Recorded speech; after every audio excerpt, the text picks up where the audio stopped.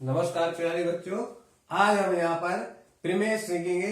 इससे पहले हमने समरूप और सर्वाक्षमता सीखी थी। आज हम प्रमेय सीखेंगे, थेल्स प्रमेय सीखेंगे। थेल्स प्रमेय या जिसे हम आधारभूत अनुपात समानुपातिकता प्रमेय कहते हैं। तो आइए देर न करते हुए चलते हैं। जैसे लिखा है, किसी त्रिभुज में एक भुजा के समांतर खींची गई रेखा त्रिभुज की अन्य दो भुजाओं को भिन्न भिन्न बिंदुओं पर प्रतिच्छेद करती है तो वे भुजाएं समान अनुपात में विभाजित हो जाती हैं। अब हम इसको क्रम से देखेंगे। वो कह रहा है किसी त्रिभुज में हमने एक त्रिभुज बना लिया ए बी सी। कह रहा है एक भुजा के समांतर, तो हमने इस बी सी के समांतर एक रेखा खींच ली डी ई। ठीक है, तो खींची गई रेखा त्रिभुज की अन्य दो भुजाएं। अब अन्य दो भुजाएं कौन सी बची? एक ए बी बची, एक ए सी बची। कह रहा है भिन्न भिन्न बिंदुओं पर प्रतिच्छेद करती है, तो एक डी बिंदु पर प्रतिच्छेद करती है और एक कौन पर? ई बिंदु पर। तो वे भुजाएं समान अनुपात में विभाजित हो जाती हैं। समान अनुपात में ये दोनों विभाजक के जो भुजाएं हैं, यानी कि ए और डी और बी और ए और ई और सी, ये कैसे होती है? समान अनुपात में भुजाएं विभाजित हो जाती है। अब समान अनुपात में भुजाएं कैसे विभाजित होंगी, ये हम समरूप त्रिभुजों से देखेंगे। समरूप त्रिभुज कौन से होते हैं? जो साइज में या माप में अलग अलग होते हैं लेकिन उनकी रूप एक सा होता है या उनकी छायाप्रति एक सी होती है, वे हमारे समरूप कहलाते हैं। और समरूप का नियम है कि उसमें जो उसकी संगत भुजाएं होती हैं वे समानुपाती होती हैं और उनके जो कोण होते हैं वे कोण भी बराबर होते हैं। तो चलिए पहले हम इसको बताते हैं कि इनकी जो भुजाओं का जो अनुपात है वो समानुपाती है कि नहीं, इनको सिद्ध करते हैं। तो हम लिखेंगे दिया है अपन को क्या दिया है? सब में पहले एक त्रिभुज दिया है, तो हम लिख लेंगे त्रिभुज एबीसी है और एबीसी दिया है। त्रिभुज एबीसी है और क्या है? जिसमें क्या है? जिसमें बीसी और डीसी क्या है? दोनों समांतर रेखाएं। तो हम लिख लेंगे कि बीसी समांतर क्या है? डीई है। हमने यहाँ पर लिख लिया बीसी समांतर डीई है। अब हम देखते हैं सिद्ध करना लिखेंगे। हम सिद्ध करने में क्या लिखेंगे? सिद्ध करना। तो सिद्ध करना में हमें वो कह रहा है कि तो वे भुजाएं समान अनुपात में विभाजित हो जाती है। हमें लिखना है कि ये दोनों जो भुजाएं हैं ये समान अनुपात में विभाजित हो जाती हैं। तो यानी कि ए डी बटे बी डी और बराबर ए ई बटे ई सी। ये हमें इसमें सिद्ध करके बताना है। अब हम रचना कर लेते हैं। रचना क्यों करना पड़ती है? हमें रचना की आवश्यकता क्यों होती है? यानी कि ऐसी विधियां जिसके द्वारा ऐसी विधियां यानी आकृति में हमें कुछ ऐसे अपनी तरफ से कुछ तैयार करना है या कुछ इसमें हमें लंब वगैरह डालना है जिससे कि ये हमारी प्रमेय सिद्ध हो जाए। यानी हमें इस प्रमेय को सिद्ध करने के लिए जो भी कार्यविधि करनी है वो हम इसमें कर सकते हैं। तो सबसे पहले हम कार्यविधि करने के लिए इसमें रचना करने के लिए इनको मिला देते हैं, डी को सी से और ई को बी से मिला देते हैं। और इसमें से यहां से एक लंब डाल लेते हैं इस एडी लाइन पर, रेखा पर, यानी कि एबी रेखा पर। और एक यहां से लंब डाल लेते हैं यहाँ पर, कौन सी रेखा पर? एसी रेखा पर। यहाँ एबी रेखा पर डाला जी, इसको नाम दे देते हैं हम। इसको नाम दे दिया हमने, मान लो एफ। और इस रेखा पर डालेंगे हम, इसको क्या नाम दे दें? इसको नाम दे देते हैं हम एम दे देते हैं। अब ये ई एफ लंब जो डल गया वो ए बी रेखा पर और ए जो डी एम लंब जो डल गया वो ए सी रेखा पर। तो हमें यहाँ रचना में लिख लेंगे हमने क्या किया? डी और सी को मिलाया, बी और ई को मिलाया। तो हम लिखेंगे डी व सी को मिलाया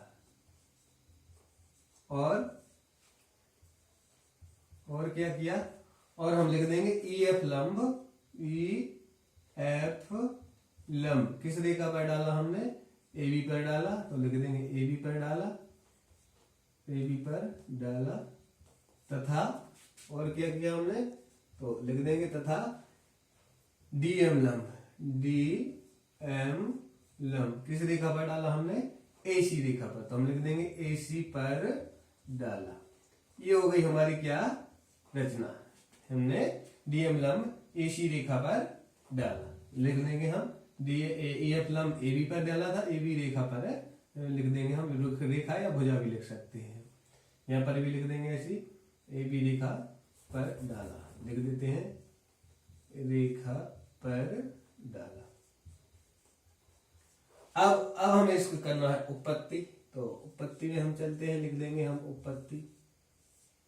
उपपत्ति में हम पहले एक तरफ की बजाय यानी एक मान को पहले सिद्ध करेंगे, फिर इसी प्रकार से दूसरे मान को सिद्ध करेंगे।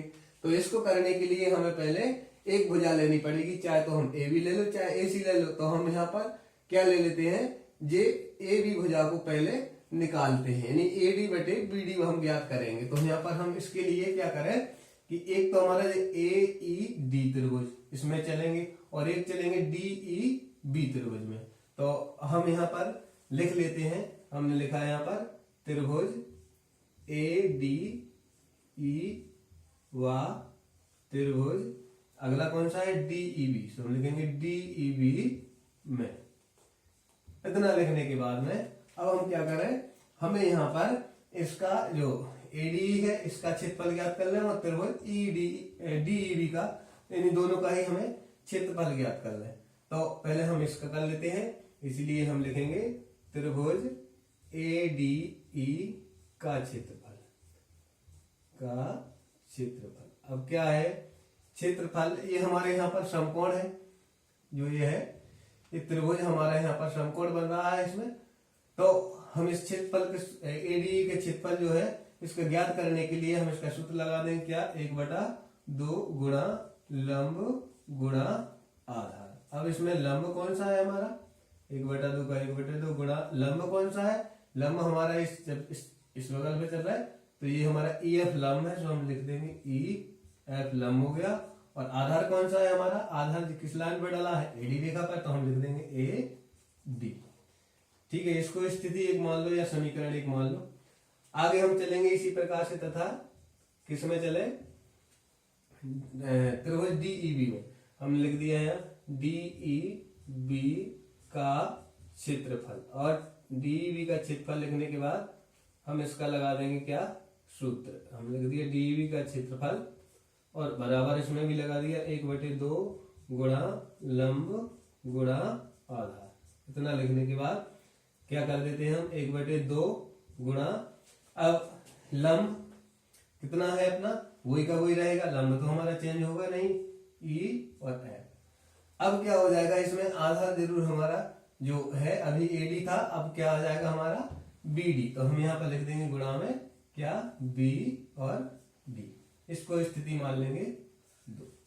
अब लिख देते हैं हम इस एक समीकरण में 2 का क्या देते हैं हम भाग दे देते हैं। तो हम लिख देंगे यहाँ पर समीकरण 1 में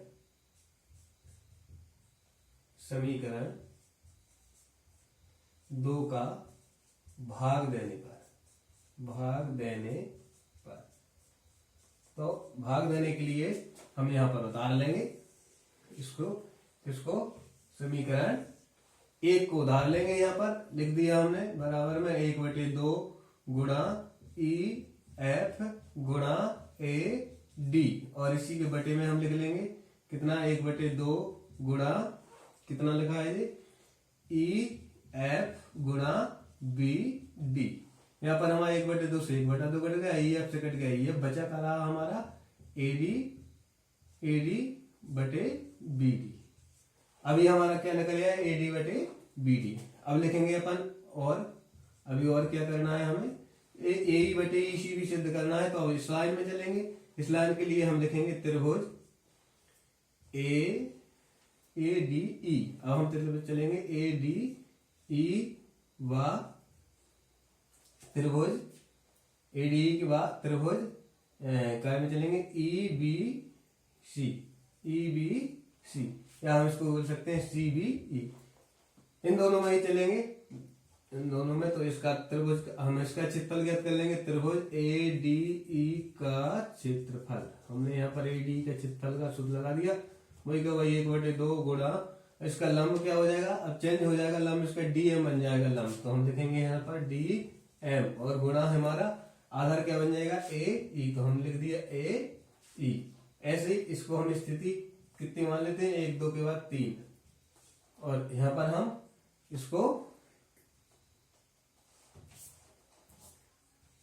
इसको हम ईबीसी का क्षेत्रफल ज्ञात करेंगे। लिखेंगे त्रिभुज